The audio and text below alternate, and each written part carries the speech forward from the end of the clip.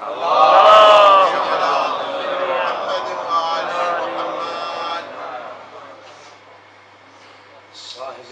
عزا امام زمان روحی و ارواح العالمین لقرار مقدم الفدا ان کی سلامتی اور تاجی وجود مل کر صلوات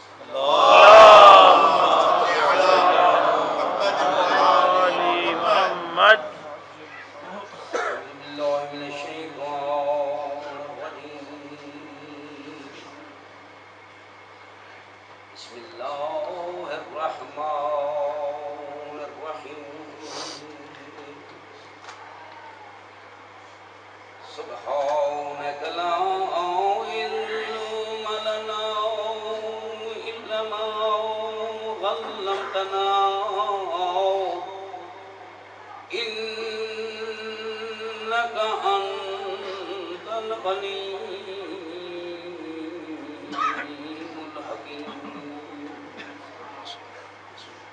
الحمد لله الذي جعل كمال دينه وتمام نعمته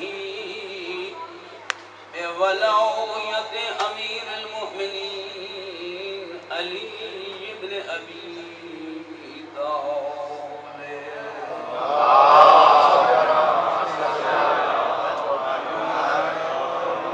الصلاة والسلام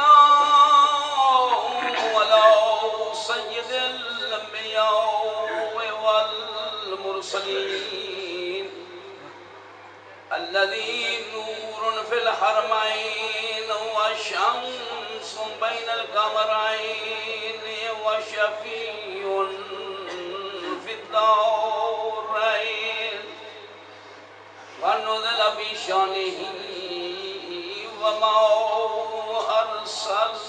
أرسلناك إلا رحمة للعالمين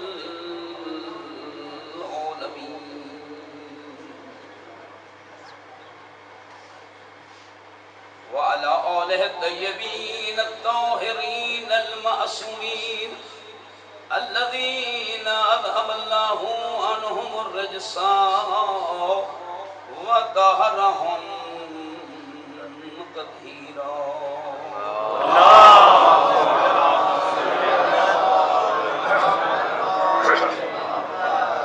السلام على الحسين وعلى علي بن الحسين وعلى أولاد الحسين وعلى أصحاب الحسين الذين بذلوا مهجهم دون الحسين والحسين الذي قتل في أرض كربلاء بلا جرم ولا خطأ الذي كان جسمه عريانا وباكره صغير آپ رو پڑے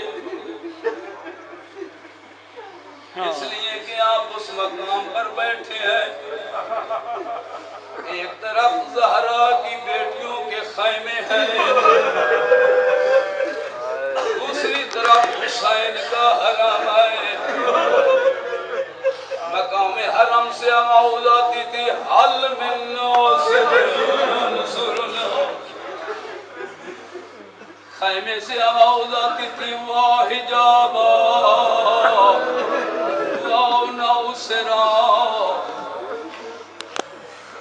اما بعد فقد قول اللہ الحکیم فی خطابه المبین وقوله الحق وهو أصدق القائلين بسم الله الرحمن الرحيم إن الله اشترى من المؤمنين أنفسهم وأموالهم بأن لهم الجنة يقاتلون في سبيل الله فيقتلون ويقتلون يبطلون وعدا عليه حقا في التوراة والإنجيل والقرآن ومن أوفى بعهده من الله فاستبشروا ببيعكم الذي بايعتم به.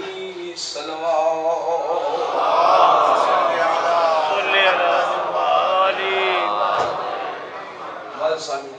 شب عاشور ہے.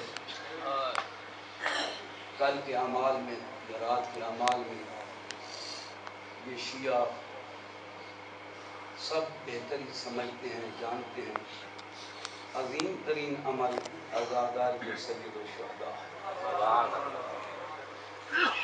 یہ گریہ کرنا، رونا، حسین کے غم میں رونے کے لیے خود رسول خدا نے حسین علیہ السلام کے پہلا قدم زمین پر رکھتے ہی رسول نے ارشاد فرما دیا تھا بطول یہ کربلا میں مارا جائے. جب رسول نے گریہ کیا تو اس وقت بطول نے بھی پوچھا بابا جان کیا اس وقت علی نہیں آپ نہیں ہوں؟ اجمال کو تفسیر میں تبدیل کرنے کے لیے یہ جملے فرمائے. تو اس وقت بطول نے کہا جب کوئی نہیں ہوگا تو میرے بیٹے کو روئے گا. یہ آپ کا گریہ بطول کی دعا کا ثمرہ ہے. کیونکہ رونا ایک بہت بڑا اجر رکھتا ہے، بہت بڑا ثواب رکھتا ہے. ہمارے دشمن کے لیے، ان کی تباہی کے لیے تو ہمارے آنکھ کے آنسو ہی کافی ہے. اس لیے کہ وہ سمجھتا ہے کہ نہیں رونا چاہیے. اس لیے کسی دوسرے نمبر پر آنے والے نے یہ رویہ اختیار کیا تھا کہ اگر کوئی کسی میت پر روتا تو وہ اسے ڈانٹتا، مارتا. اس کا مقصد صرف میت پہ روکنا مقصود نہیں تھا. اصل میں مقصد یہ تھا کہ کوئی غم حسین میں نہ روئے. اس لیے کہ ہنستے ہوئے سے کوئی نہیں پوچھتا کہ تم کیوں ہنس رہے ہو. رونے والے سے پوچھا جاتا ہے تو کیوں روتے. اس غم کو روکنے کے لیے یہ کہا گیا. امام بخاری نے صحیح بخاری میں بھی اس میں لکھا، باقی کتب احادیث میں عامہ نے بھی اس حدیث کو تحریر کیا کہ لوگوں نے ام المومنین عائشہ سے شکایت کی کہ حضرت عمر روکتے ہیں. تو حضرت عائشہ ام المؤمنین نے فرمایا اس بیچارے کو اتنا علم ہی نہیں کہ وہ اس گریہ کو سمجھ سکے. کہا وہ کہتا ہے کہ رونے والا روتا ہے اور عذاب میت کو ہوتا ہے. یہ تفصیل لکھی، میں مکمل تفصیل پہ نہیں جانا چاہتا. اتنا ام المؤمنین نے کہا کہ یہ کیا دھاندلی ہے، روتا کوئی ہے عذاب کسی کو ہوتا ہے. کیا بات ہے. کیا قرآن کی آیت اس نے نہیں پڑھی وَلَا تَازِرُ وَازِرَةٌ وِزْرَ أُخْرَى کہ کسی کا گناہ کسی اور کو سزا نہیں دی جائے گی. روتا کوئی ہے اور سزا مل جائے مرنے والے کو، یہ دھاندلی نہیں. تو کم از کم اتنا تو مجھے کہنے کا حق حاصل ہے کہ جو اس گریے کو نہیں سمجھ سکتا وہ حسین کو کیا سمجھے، عظمت حسین کو کیا پائے. اور یہ رونا یا ہمارا کربلا میں آنا ہمارے لیے بہت بڑی عبادت ہے. اور یاد رکھو مذہب شیعہ کے اصول میں یہ ہے، ہماری عقیدت کا پہلا جملہ یہ ہے کہ یاد رکھو ہمارا خدا وہ ہے جو ہماری عبادتوں کا محتاج نہیں. اس لیے کہ محتاجی خدا کی صفت میں نہیں ہے، ممکن الوجود کا نام. شاید میں اس سے کوئی آسان جملہ آپ تک نہ پہنچا سکوں. ایک بندہ دعا مانگ رہا تھا اور دعا میں یہ کہہ رہا تھا کہ میرا اللہ مجھے کسی کا محتاج نہ کرنا. میرے مولا نے ارشاد فرمایا کیا خدا بننا چاہتا ہے؟ جملہ سمجھا نہیں سکا بھائی. اس نے کہا میرا اللہ کسی کا محتاج نہ کر. میرے مولا نے فرمایا محتاج نہ ہونا خدا کی صفت ہے. کیا تو خدا بننا چاہتا ہے تو مولا دعا کیسے مانگو؟ تو امام نے فرمایا یہ دعا مانگ کہ میرا اللہ کسی کمینے کا محتاج نہ کر. شریف کا محتاج. اور یاد رکھو اس عزاداری کا امام حسین محتاج نہیں. تم عزاداری کرو تب بھی حسین حسین، تم عزاداری نہ کرو تب بھی حسین حسین ہے. یہ امام خمینی نے جملہ فرمایا تھا کہ ہفتہ وحدت پر جب اہل سنت کے میں اس وقت قوم میں پڑھتا تھا تو ہفتہ وحدت پر سنی علماء کو بلایا گیا تو انہوں نے ایک میٹنگ کی ہوگی پہلے کہ اب موقع ہے، انہوں نے خود بلایا ہے ان سے کچھ منوا لے. کیا منوائیں؟ کہا یہی کہہ دیں انہیں کہ شیعہ جلوس نکالتے ہیں حسین کا، شیعہ ماتم کرتے ہیں گلیوں میں، ذوالجناح لے آتے ہیں انہیں. آپ مجتہد ہیں، آپ دنیا عالم کے مفتی ہیں، آپ فتویٰ دے دیں کہ ذوالجناح نکالو، ماتم کرو، سب کچھ کرو لیکن 4 دیواری کے اندر کرو، باہر نہ نکلیں، اس لیے کہ خطرہ بھی ہوتا ہے اور ہمیں بھی نقصان پہنچتا ہے. جب یہ جملے آغا خمینی تک پہنچائے گئے تو آغا خمینی نے فرمایا کہ ہر عبادت کا اپنا اپنا مصلی ہوتا ہے.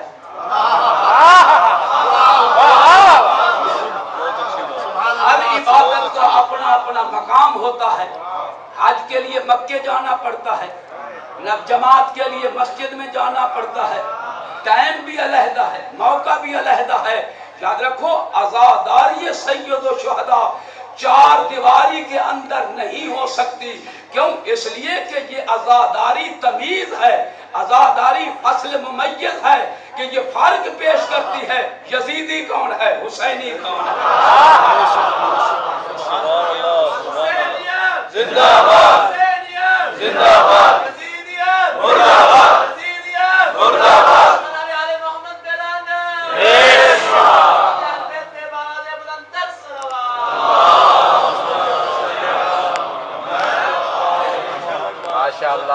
پتا چلتا ہے جلوس نکال کر کہ روکتا کون ہے، آتا کون ہے. تمہیں آج تک یہ بھی پتا نہ چلا کہ جلوس دوست نکالتے ہیں یا دشمن نکالتے ہیں.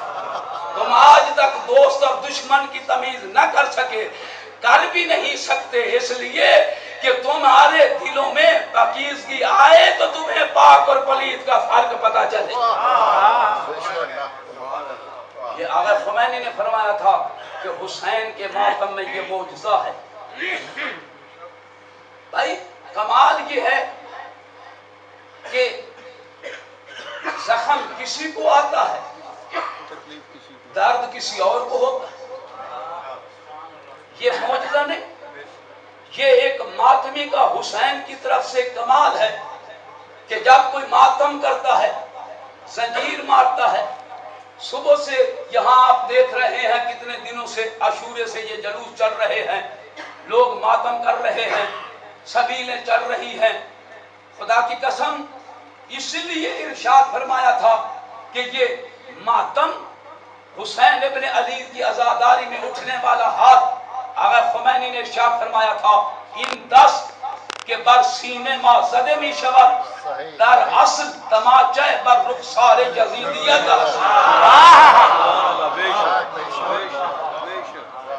اس سے اور بڑھ کر کیا معجزہ ہوتا ہے؟ ماتم کرنے والے کو روکتے ہیں، رکتا نہیں. بھائی رکتا تو وہی ہے، اور کم از کم جن ابھی تک تمیز بھی نہ ہو سکی کہ جس سے درد ہوتا ہے اسی کی چیخ نکلتی ہے، تو پتہ چل جاتا ہے کہ دست ہاتھ ہمارے سینوں پر آتا ہے، چیخ اسی کی نکلتی ہے جس کے دل میں یزید رہتا ہے. اس لیے ہمارے مذہب میں یہ ماتم عبادت شمار ہوتا. اماموں کے ساتھ علماء کرام ماتم کرتے ہیں. سب کہا جی رونا عبادت ہی نہیں ہے، گناہ ہے. اگر رونا گناہ ہے تو صرف شیعوں کے لیے ہے، جو غار میں روتا رہا اس کی عبادت بنتی گئی، اور جو غم حسین میں روئے اس کے لیے گناہ بنتا گیا۔ یاد رکھو میرے بزرگوں، حقیقت یہ ہے کہ یہ عزاداری تمیز ہے دین کی اور لا دینیت کی، عزاداری تمیز ہے شیعہ ہونے کی اور دشمن شیعہ ہونے کی۔ اس لیے امام نے ارشاد فرمایا، یہ خیال مت کرنا عاشور کا دن گزر گیا تھا، اگر آج بھی تم چاہتے ہو کہ عاشور کے دن ہم ہوتے تو 3 دن کے پیاسوں کی خدمت کے لیے پانی پیش کرتے۔ فرمایا جب بھی کوئی ماتمی جلوس گزرے، جب بھی کوئی مومن گزر رہا ہو، اسے سبیل سے پانی تم پلانا، قیامت کے دن ان شہداء میں معشور کرنا حسین کا کام۔ یہ اجر ملتا ہے حسین ابن علی کی عزاداری کہ آج بھی شامل ہیں یزیدی، آج بھی شامل ہیں حسینی، تو پتہ چل جاتا ہے حسینی کون ہے اور یزیدی کون۔ قبلہ یقیناً حسین ابن علی جیسی ہستی دین بن گئی، کہا دین است حسین، دین پناہ است حسین، سرداد نہ داد دست در دست یزید، حقا کے بنائے لا الہ است حسین۔ جو یزید چاہتا تھا وہ نہ کر سکا، جو حسین چاہتا تھا کل بھی ہو رہا تھا آج بھی ہو رہا۔ یہ حسین کی فتح کی علامت، یہ حسین کی عظمت کی علامت۔ اس لیے حسین علیہ السلام ہماری عزاداری کا محتاج نہیں ہے، ہم محتاج ہیں عزاداری۔ اور قبلہ یہی فلسفہ ہے عبادت میں بھی کہ ہمارے ہاں عبادت کے لیے خدا محتاج نہیں، ہماری نمازوں کو خدا کی ضرورت نہیں، نہ ہماری نمازوں سے خدا بنتا ہے، وہ خدا ہے، نہ اسے ہماری نمازوں کی ضرورت ہے، نہ اسے روزوں کی ضرورت ہے۔ اگر خدا کو نمازوں کی ضرورت ہوتی تو یہ فطرت میں ہے کہ جب کوئی ضرورت مند کوئی چیز لیتا ہے اسے 6 کی بجائے 10 دے دیے جائیں تو وہ خوش ہوتا ہے، 6 کی بجائے 5 دے دیے جائیں تو وہ ناراض ہوتا ہے۔ تو یہ اللہ کا فلسفہ ہے، اگر نماز اللہ کی ضرورت ہوتی تو ہمیں صبح کے 2 فرضوں کی بجائے 3 پڑھتے تو خدا خوش ہوتا، بلکہ خوش نہیں ہوتا، نماز لپیٹ کر منہ پر مار دی جاتی ہے، مجھے وہ نماز نہیں چاہیے جو تو چاہتا ہے، وہ چاہیے جو 12 چاہتے ہیں۔ اس لیے نماز اللہ کی ضرورت نہیں ہے، نماز ہماری ضرورت ہے، اور اگر دیکھا جائے تو ہماری ضرورت بھی اس لیے ہے کہ ہمارے جسم کی غذا ہے کھانا پینا اور روح کی غذا ہے اللہ کی عبادت کرنا۔ کہ جتنی اللہ کو علم تھا کہ اس روح نے کتنی رکعت سے زندہ رہنا ہے، اتنی اللہ نے فرض قرار دے دی، جتنی اسے ضرورت ہے روح کو زندہ کرنے کے لیے اسے اتنا مقام دے دیا۔ یہ میں نے حرم کی اس پٹی میں بھی یہ جملہ پڑھا علی علیہ السلام کا، اور باقی کتب میں بھی میں نے پڑھا، تو کسی سائل نے سوال کیا، مولا کیا وجہ ہے کہ میں نماز تہجد کے لیے نہیں اٹھ پاتا، میں نماز کا ارادہ کرتا ہوں تو مجھے قدم آگے نہیں بڑھتا؟ امام نے ارشاد فرمایا حقیقتاً تیرے دل کی کمزوری ہے اور تیرے گناہ مانے ہو جاتے ہیں، جب تو دل کو صاف کرے گا تیرے دل میں عبادت بھی رہے گی، ہم 14 بھی رہے گے۔ بھائی کیا وجہ ہے؟ یہ جب میدان خانہ کعبہ مکہ جب فتح ہو چکا تھا، جنگ حنین لڑی گئی، اس جنگ حنین میں رسول خدا نے مال غنیمت بہت کافی ہاتھ میں آیا۔ پہلے تو یہ جنگ فتح سے بدلی اور پھر شکست میں چلی گئی، شکست کے بعد جب یہ فتح میں ہوئی تو ہزاروں کی تعداد میں ریوڑ ملے، ہزاروں کی تعداد میں اونٹ ملے۔ جب رسول تقسیم کرنے لگے تو کسی کو 100 اونٹ دیا، کسی کو 5 اونٹ دیے، کسی کو 10 اونٹ دیے۔ تو ایک انصار کھڑا ہوا، اس کے ساتھ کچھ اور بھی تھے. امام بخاری نے بھی لکھا, سیاہ ستہ والے اہل سنت نے بھی لکھا, اور اس نے کھڑے ہو کر کہا یا رسول اللہ انصف بیننا, اے رسول خدا انصاف سے تقسیم کرو. مکے میں ہم نے تمہاری مدد کی, مدینے میں ہم نے تمہیں جگہ دی, ہم نے تمہیں سارا اہتمام کیا, اور آج جب تقسیم کا وقت آتا ہے تو اسے برابر نہیں سمجھتے, برابر نہیں تقسیم کرتے. تو میں یہ جملہ کہتا ہوں, رسول کلام, رسول خدا کے کلام کے مفہوم کا مطلب یہ تھا. رسول نے ارشاد فرمایا کہ تم انسانوں کی تعداد پر تقسیم کرتے ہو, میں ان کے خلوص پر تقسیم کرتا ہوں. سبحان اللہ. حضرت عمر بڑھے اور کہا یا رسول اللہ میں اس کا سر اڑا دوں, اس نے احانت کی ہے. تو معلوم ہوا کسی اور کا قانون ہو یا نہ ہو, عمر کا تو قانون ہے کہ جو احانت رسول کرے وہ زندہ رہنے کے قابل نہیں, اس کا سر اڑایا جائے گا. اب تم اپنی کتابوں میں دیکھو, ہم یقیناً صحابہ کرام کے غلام ہیں, لیکن ہم میں اتنی تمیز ہے, غدار کون گزرا ہے, وفادار کون گزرا ہے. سبحان اللہ. اس لیے حضور نے فرمایا قتل نہ کرو, کیونکہ مصلحت اسلام یہ ہے. اگر میں قتل کر دوں تو مشرکین کہیں گے کہ رسول خدا کے ساتھ جو بھی کلمہ پڑھتا ہے اسے کوئی نہ کوئی الزام لگا کر اپنے صحابہ کو قتل کر دیتا ہے. مصلحت کے ساتھ اسے قتل نہیں کرنا. لیکن رسول خدا نے فرمایا میں ایک اس کی نشانی بتاتا ہوں جو ان منافقین کی نشانی ہوگی. یا رسول اللہ کیا نشانی ہے؟ ارشاد فرمایا لا یتجاوز یقرؤون القرآن ولا یتجاوز عن حلقومہم. یہ قرآن پڑھیں گے لیکن قرآن ان کے حلقوم سے نیچے نہیں اترے گا. میں سوچتا رہا اس حدیث میں کہ جو پڑھتا ہے اس کے حلقوم سے نیچے کیوں نہیں اترتا. تو مجھے اس دن پتا چلا جب میں نے رسول کی حدیث پڑھی کہ القرآن مع علی و علی مع القرآن, قرآن علی کے ساتھ ہے, علی قرآن کے ساتھ ہے. قرآن وہاں اترتا ہے جس کے دل میں علی اترا ہوا ہو.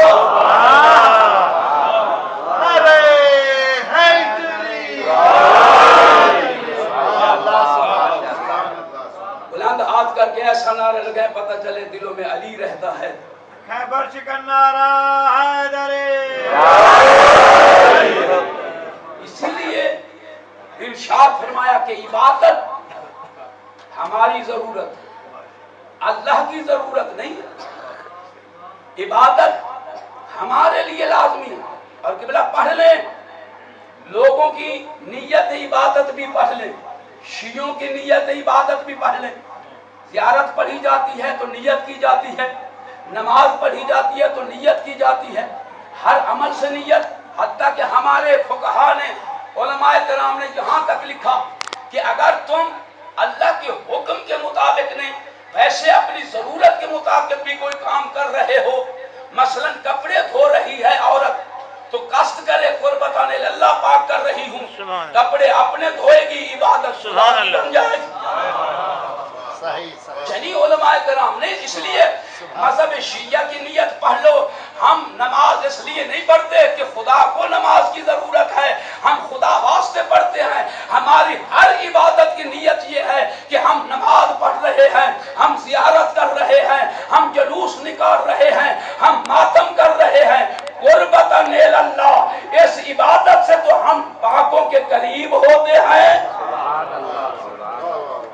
ہمارے ہاں عبادت قرب الہی کا نام کہ ہم قربت میں پہنچتے ہیں. اور قبلہ زیارت عاشور جو کل پڑھی جائے گی, آج بھی ہر وقت پڑھ سکتے ہیں. یہاں تک لکھا گیا کہ اگر مومن کو کوئی مشکل ہو تو زیارت عاشور کو 40 دن پڑھے تو اس کی مشکل حل ہو جاتی ہے. ہمارے 12ویں امام نے کہا کہ تمہیں صلی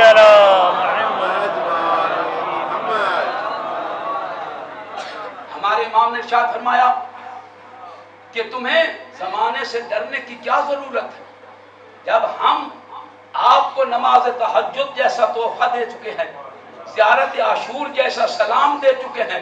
جو یہ پڑھتا ہے دنیا اس سے ڈر سکتی ہے, وہ کسی سے نہیں ڈر سکتا. یہ تحفہ ہے, یہ ہدیہ ہے. البتہ امام زمان یقیناً کربلا میں ہے, वैसे भी मोमिनीन को जहाँ कोई आमाल करता है इमाम की ज़ियारत से मुशर्रफ होता है। हम दूर हो जाते हैं, इमाम तो हमसे दूर नहीं है। एक बंदा मुझे कहने लगा कि मौलवी साहब क्या वजह है, मैं मजलिस पर गया तो वहाँ बैठे हुए मुझसे सवाल करने लगा, मौलाना साहब इमाम ज़मान का ज़हूर होना था जब 313 मोमिन बन जाते, क्या शिया में अभी तक 313 मौलवी भी नहीं बने? मैंने कहा हजारों की तादाद में हैं, मुजतहिद भी हमारे हजारों की तादाद में हैं। ये एक अलहदा का अलग बात है कि वाजिब किफाई समझते हुए एक मुजतहिद ऐलान कर देता है, दूसरा सबूत कर देता है, तो फिर कहता है जब तक 313 अब तक नहीं हुए जो हो चुके हैं तो तेरा इमाम आता क्यों नहीं? मैंने कहा याद रखो इमाम के ज़हूर के लिए हतमन 10 ऐसी मकामात हैं कि वो आएंगे 10 वो काम होंगे तो इसके बाद इमाम आएगा। उनमें से एक ये भी है हर दज्जाल आएगा तो इमाम तशरीफ लाएगा, हर दज्जाल होने का तू ऐलान कर, कल इमाम आ जाएगा। इसलिए और ये भी आपके इल्म में रहे कि 313 वो हम जैसे नहीं होंगे। उन 313 में ईसा एक, खिज़र नबी एक, इतने बढ़िया हस्तियां असहाब काफ पहाड़ों से उठाए जाएंगे, नबी जैसा मकाम रखने वाले इमाम की पहली आवाज पर पहुंचेंगे और दूसरी आवाज पर अभी जो जुदा हो रही होंगे तो उलमाए किराम ने लिखा 12,000 सियाह अमामा पोश ईरान से खुरासान लिखा हुआ है, खुरासान से इमाम की कदम पोशी करके इमाम के हाथ पर बैअत करके इमाम की फौज में शामिल हो जाएगा।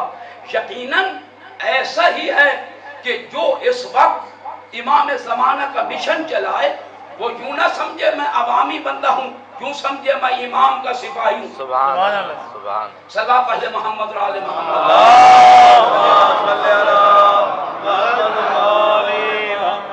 ज़ियारत अशूर को उलमा ने हदीस कुदसी में शुमार किया। ये अल्लाह का फरमान ज़ियारत अशूर मिस्ल कुरान है, लेकिन कुरान में क्यों नहीं उतारी?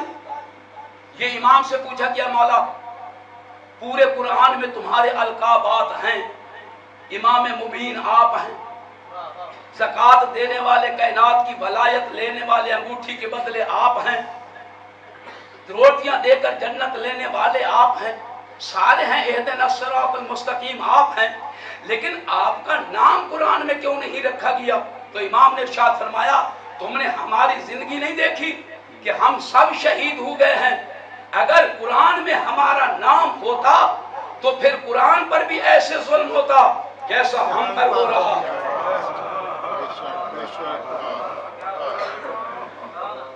कुरान की हिफाजत इन्ना नहनु नज़्ज़लना ज़िक्रा व इन्ना लहु लहाफ़िज़ून कि हमने कुरान को नाजिल किया और हम ये इसकी हिफाजत करेंगे। इसकी हिफाजत का माना ये नहीं है कि कुरान को कोई गलत बंदा नहीं उठा सकता, कुरान को कोई गलत नहीं लिख सकता, कुरान के तकद्दुम ताखुर को कोई नहीं कर सकता, ये सब कुछ है। लेकिन ये याद रखो ये अल्लाह की कुरान की हिफाजत तकवीनी नहीं है कि अल्लाह ने कहा कि जो हाथ लगाएगा गलत नियत से हाथ कट जाएगा। नहीं, अल्लाह ने क्या फरमाया मैंने रखा ही इसको इस अंदाज से है कि कोई बंदा इसे तब्दील नहीं कर सकता। अगर कोई कहेगा कि अज़वाज नबी गुनाहगार लिखी गई है तो आयत तत्हीर का सहारा लेगा, उसे धांधली में इतना तो कम अज कम कर सकेगा कि इस आयत तत्हीर में अज़वाज भी हैं। ये तो समझने वाला समझेगा ना कि अज़वाज पाक भी हैं या नहीं है। नहीं किबला मैं समझा ऐसी सलवात पढ़े मैं इसे आसान कर दूंगा।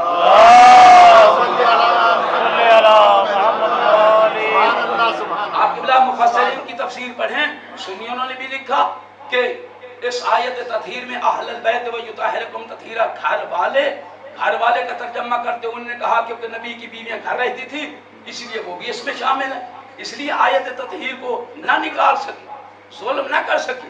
लेकिन अल्लाह ने आयत तत्हीर में वाज़े ये इरशाद फरमा दिया कि आयत तत्हीर में सिर्फ वही बीवी आ सकती है لِيُذْهِبَ عَنْكُمُ الرِّجْسَ أَهْلَ الْبَيْتِ، کہ جس کے قریب کبھی رجس نہ آئے۔ نبی کی بیویوں کی سیرت پڑھ لو، اگر مہینے میں کچھ دن نجس رہیں تو سب کچھ ہو سکتی ہیں، تطہیر میں نہیں آ سکتی۔ سبحان اللہ سبحان اللہ۔ اس لیے تطہیر میں صرف بطول ہے جو اتنی پاک و پاکیزہ ہے کہ اسے مصلی نماز سے نہیں روک سکتا، طواف زندگی کے کسی لمحے میں کعبہ طواف سے نہیں روک سکتا، قرآن اسے مس کرنے میں نہیں روک سکتا۔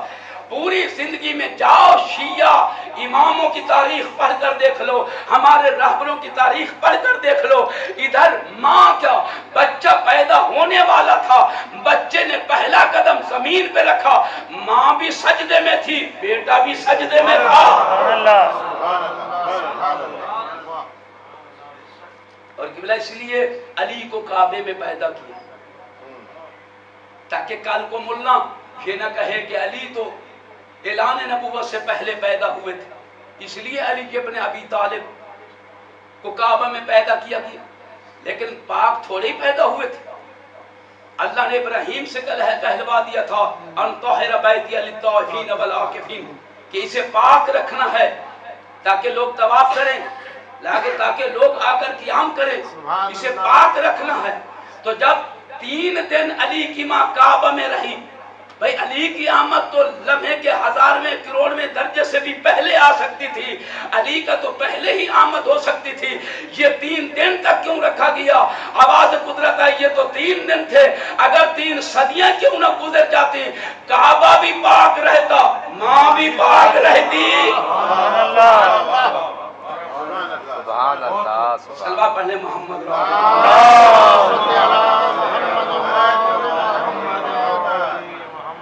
اس لیے یہ زیارت عاشور قرآن مثل قرآن ہے، یہ حدیث قدسی ہے، اور اس میں لکھا ہوا ہے اللہم ان هذا اليوم ان هذا اليوم تبرکت به بنو امیہ وابن عاقلۃ الاقباط لعین ابن لعین علی لسان کا و لسان نبی کا، کہ یہ دن عاشور کا دن بنو امیہ نے مبارک دن قرار دیا، عید کا دن قرار دیا، تو خدا کی قسم کم از کم دروغ گورا حافظہ نہ باشد، جھوٹے کو پتہ ہی نہیں ہوتا میں کیا کہہ رہا ہوں، نتیجے کا اندھے کو پتہ ہی نہیں چلتا میں کہاں جا رہا ہوں۔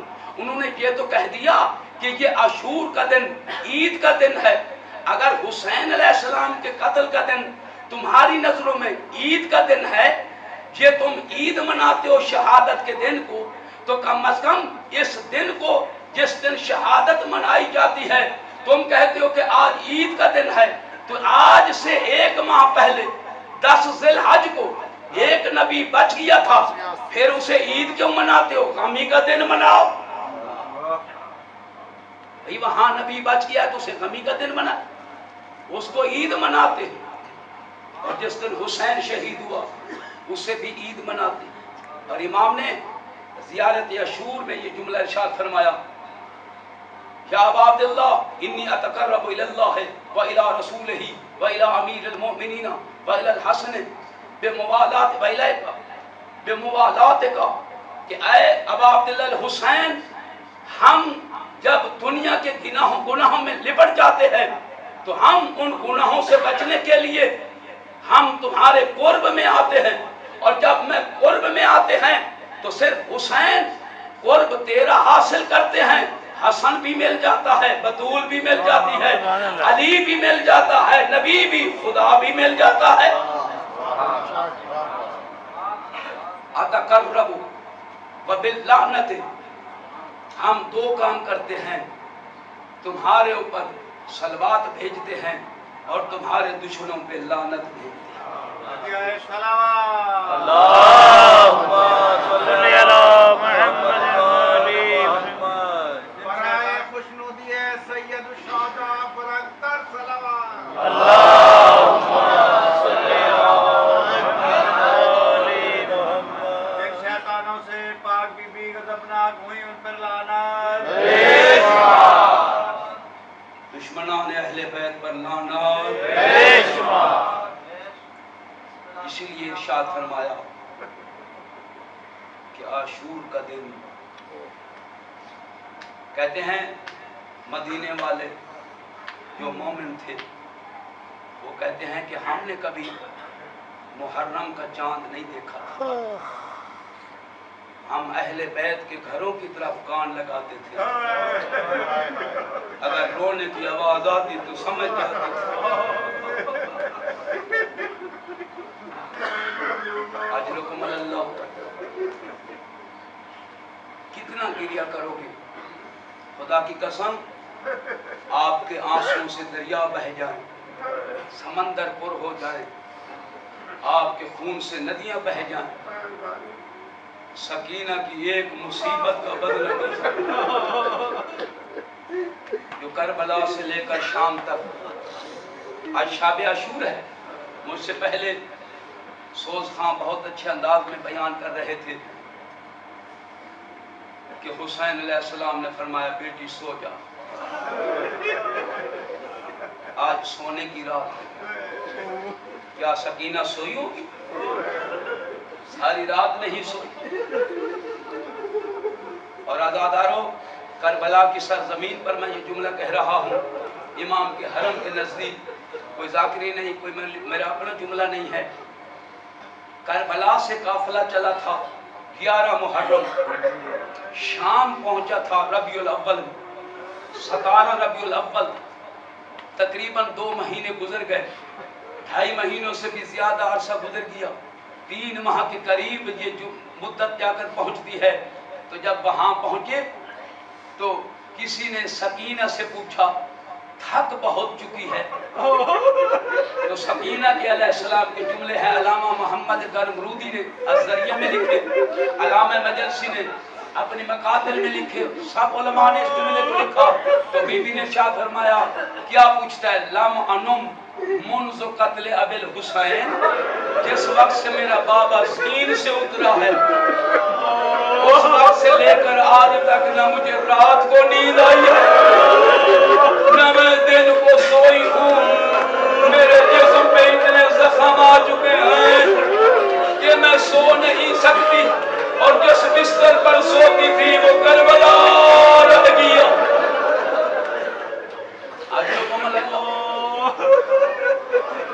ये उस सकीना की मजलूमियत थी। खुदा की कसम, 4 साल की बच्ची को जा ये सफर गुजरा।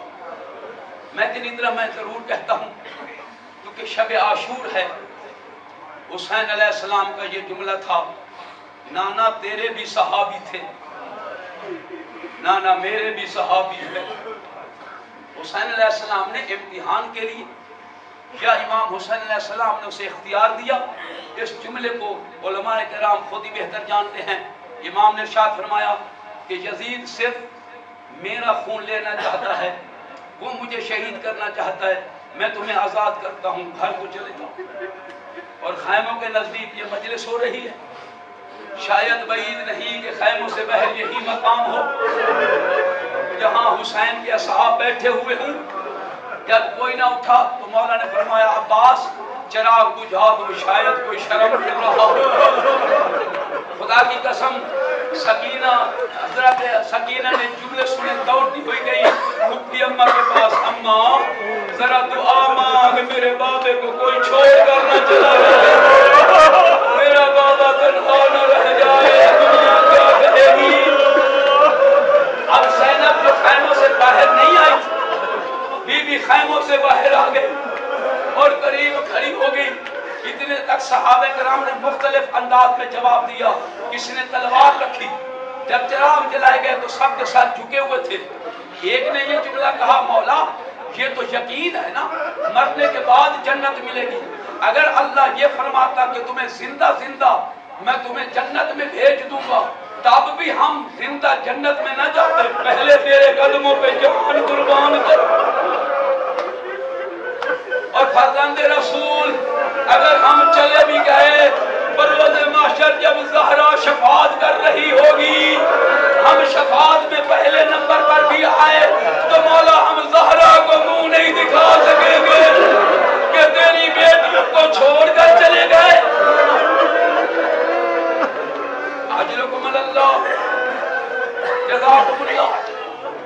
खुदा की कसम ज़ैनब आलिया ने जब उनका ये कथन सुना तो कहा मेरा अल्लाह शुक्र है कोई मेरे भाई को छोड़कर तो नहीं जा रहा। सारी रात हुसैन इब्ने अली ने इबादत में गुजारी। एक एक खैमे का इमाम ने कुछ न कुछ वक्त निकाला। तो मैं कहता हूँ कम अज कम हुसैन जब असगर की माँ के खैमे में आए होंगे तो माँ अपने बेटे को कैसे तैयार कर रही होगी। सारी रात इबादत में गुजरी। अब्बास का पहरा था। सुबह का वक्त होने लगा। इतने में देखा अब्बास ने तो कोई घोड़े सवार आ रहा है। अब्बास बढ़े आगे, खबरदार खैमों के नजदीक ना आना, अब्बास का पहरा है। इधर अब्बास ने अलमदार ने गुस्से में उसे धमकी दी। इधर हुसैन की आवाज आई, अब्बास रोकना नहीं, मेरा मेहमान आ रहा है। अब्बास मना नहीं करना, ये घोड़ा आ रहा है। अब्बास से रोकना नहीं, हुसैन का आखिरी मेहमान। अजरुकुम अल्लाह। इमाम ने बुलाया, अकबर आओ। इमाम ने जवानों को बुलाया, आओ मेहमान का इस्तकबाल करो। फास्कतहु मिनल फरस। जब करीब आया तो उसने अपने आप को घोड़े से गिरा दिया। जैसे जो छोटा बच्चा हाथों और घुटनों के बल चलता है, ऐसे वो चलते हुए रो भी रहा है। जहाँ हुसैन अलैहिस्सलाम के कदम थे वहाँ अपना सर रखकर सिर्फ इतना का अल-आफ, मौला मुझे माफ कर दीजिए। इमाम ने क्या फरमाया, और जब से तू चला था मैंने माफ कर दिया। अब और ने सर बुलंद किया तो हुसैन की रीशे मुबारक आंसुओं से तर हो चुकी थी और समझ गया हुसैन ने माफ तो कर दिया है, लेकिन अब मुझे देखकर वो जुल्म याद आ रहा होगा जब मैंने इनके काफिले का रास्ता रोका था और मैंने हुसैन इब्ने अली के घोड़े की लगाम पकड़ी और बीवियां अपने महफल में देखती रही। हुसैन को वो याद आ रहा होगा। हुसैन इब्ने अली ने कहा, मौला ने फरमाया, और जब माफ कर देते हैं तो फिर याद नहीं करते, तो मौला रो क्यों रहे हो? हुसैन अलैहिस्सलाम ने फरमाया, और ये हुसैन की किस्मत, और तू मेरा उस वक्त मेहमान आया है जिस वक्त मैं इतना गरीब हो चुका हूँ, मेरे पास एक घूंट पानी का नहीं। तू मदीने में आता तो मैं तेरी मेहमान नवाजी करता, और तू उस वक्त आया कि जब हुसैन गरीब हो चुका है। खुद ने 10 साल किया, मौला और कुछ नहीं, कम अज कम मेरी माफी की अलामत ये है कि मैदान जंग में मैं पहला शहीद हो जाऊं।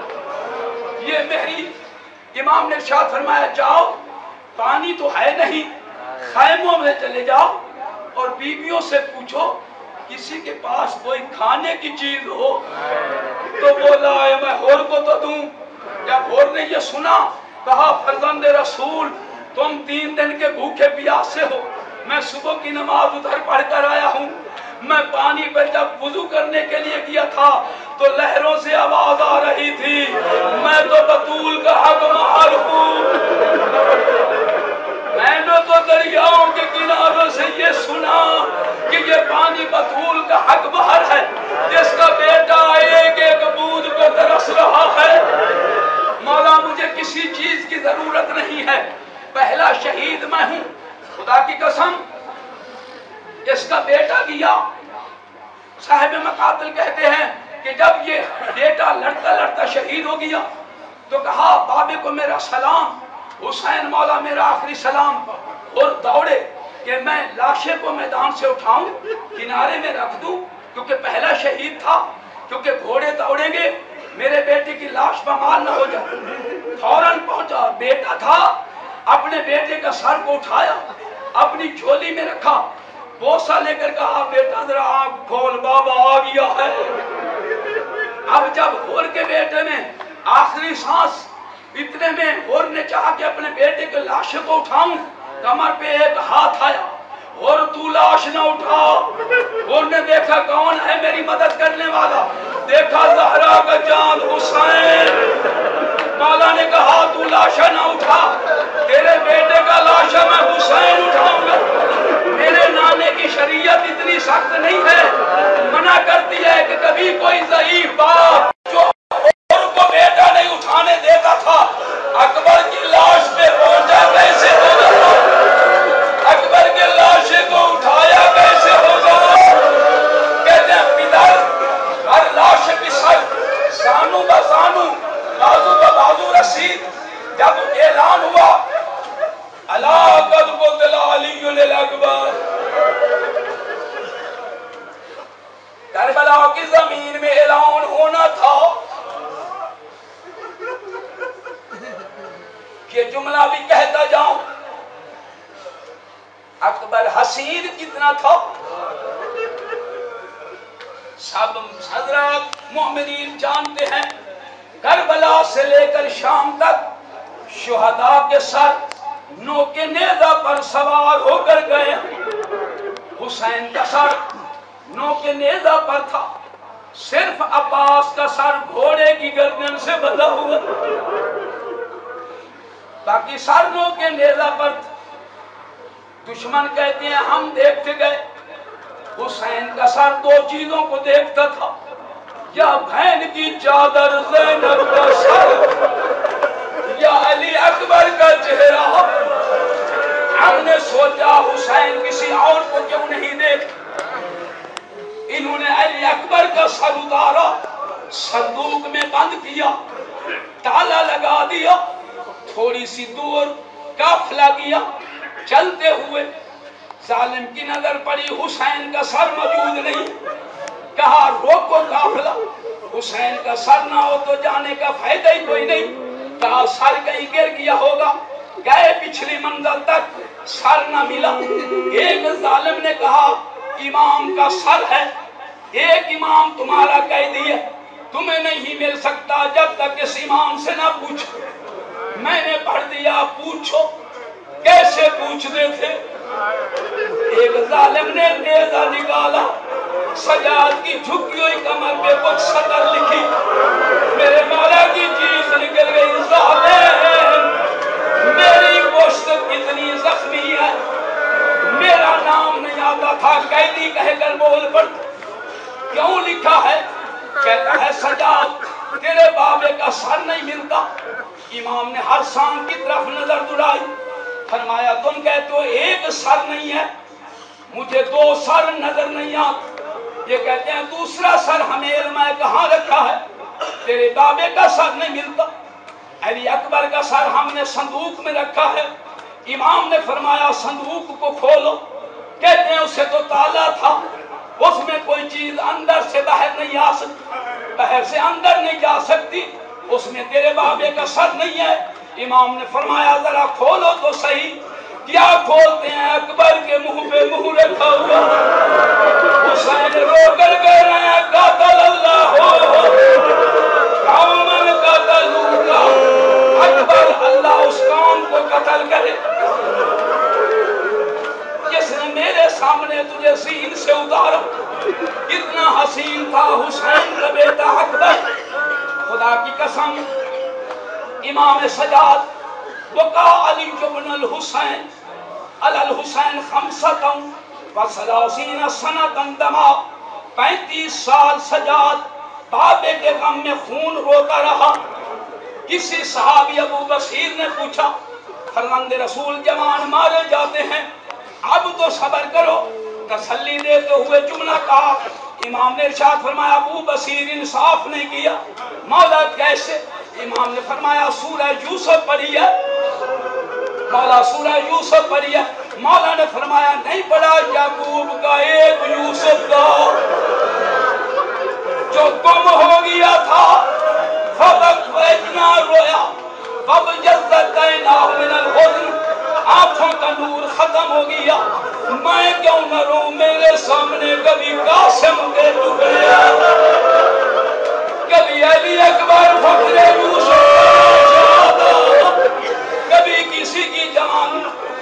خدا کی قسم حسین ابن علی اکبر کتنا پیارا تھا۔ صاحب مقاتل لکھتے ہیں حسین کسی شہید کو حسین آلات حرب خود نہیں لگائے، علی اکبر کے لیے خود انتظام کیا، لیکن لباس جب امام نے خود بندھایا، امامہ گول باندھا جاتا ہے، ایک پٹی لمبی رکھی جاتی، جب حسین نے اس پٹی سے تحت الحنک لگائی تو لیلا سے رہا نہ گیا، دوڑتی ہوئی عباس کے خیمے کی طرف گئے، دیکھا ہے عباس کا خیمے پہلے لگا ہوا ہے دروازے، روتی ہوئی کہتی عباس آؤ میرے بیٹے کا لباس تو دیکھو۔ جب عباس نے دیکھا کہا بی بی یہ تو موت کا لباس ہے، بی بی نے کہا میرا بیٹا موت کی طرف جا رہا، حسین نے خود تلوار لگائی، میرے مولا نے کسی سوار کو میرے مولا نے سوار نہیں کی، لیکن جب علی اکبر سوار ہونے لگا تو امام نے رکاب پکڑی، اکبر چڑھا، جب اکبر نے چڑھنے کی طرف دیکھ کہا بابا تو میرا باپ ہے، امام ہے، تو میری رکاب نہ پکڑ، میں خود سوار ہو جاؤں گا۔ امام نے ارشاد فرمایا اکبر بیٹا سمجھ کر سوار نہیں کر رہا، وہ میں تجھے نانا محمد سمجھ کر، وہ میرے نانے کی شبیہ اکبر، تو موت کی طرف جا رہا ہے، میں تجھے سوار کر رہا ہوں۔ مختصر مقتل آپ نے سن لی، کئی دفعہ اکبر گیا، واپس بلایا گیا، آخر کار علی اکبر جب واپس آئے تو جناب زینب عالیہ نے کہا اکبر زین سے نہ اترو، کم از کم جھک جاؤ، اپنے سینے کے بٹن کھولو۔ جب سینے کے بٹن کھولنے تھے تو جناب زینب نے سینہ کا بوسہ لے کر کہا اماں زہرا یہ میرا قربانی جا رہی ہے، میں اس کا بوسہ لے رہی ہوں تیری نیابت۔ اکبر گیا، مکمل تیاری نہیں پڑھنا چاہتا، اتنا تو ضرور کہتا ہوں، لڑتے لڑتے اکبر جب واپس آیا، صاحب مقاتل لکھتے ہیں علماء کرام کہ جب واپس آیا تو حسین کو پوری کربلا میں اتنی مصیبت نہیں ملی جتنی اکبر کے سوال پر ملی۔ کہا بیٹا لڑ رہا ہے، بابا قد قتلنی عطشان، بابا پیاس نے مجھے مار دیا، ایک گھونٹ پانی کا ہوتا۔ امام کو وہ وقت یاد آیا جب مدینے میں مسجد نبی میں علی اکبر نے باپ سے بے موسم انگور مانگے تھے، تو حسین نے کہا باری رہا یہ میرا وہ بیٹا ہے جس کے لیے میں اسے خالی نہیں واپس کر سکتا۔ علی اکبر نے کہا پیاس لگی ہے، مولا نے کہا اکبر آج میدان امتحان ہے، دین کو بچانا، اترا سین سے میری زبان اپنی منہ میں ڈال۔ جب اکبر نے بابے کی زبان کو منہ میں رکھا فوراً منہ کھینچ لیا، کہا بابا تیری زبان تو مجھ سے بھی زیادہ خشک ہے۔ مولا فرمایا اکبر پانی ہوتا تجھ سے چھپا کے نہ رکھ، انگوٹھی لو منہ میں رکھو، تسکین ملے گی۔ عزاداران بس لڑتے لڑتے علی اکبر کو ایک ایسا نیزہ لگا، زمین پہ گرتے ہوئے صاحب مقاتل لکھتے ہیں واحد علی اکبر ہے جس کے جسم کا کوئی حصہ خالی نہیں تھا جہاں تلوار کا زخم نہ آیا ہوا، گرتے ہوئے کہا بابا میرا سلام، بابا الوداع، میں گر رہا ہوں۔ حسین اٹھے، دوڑتے ہوئے، دوڑنے کی طاقت ختم ہوئی۔ حمید کہتا ہے کبھی اٹھتے تھے کبھی بیٹھتے تھے، جب اٹھنے بیٹھنے کی طاقت ختم ہوئی، پیدر بر لاش پسر، زانو بزانو، بازو بازو رسید، حسین کی طاقت ختم ہو گئی۔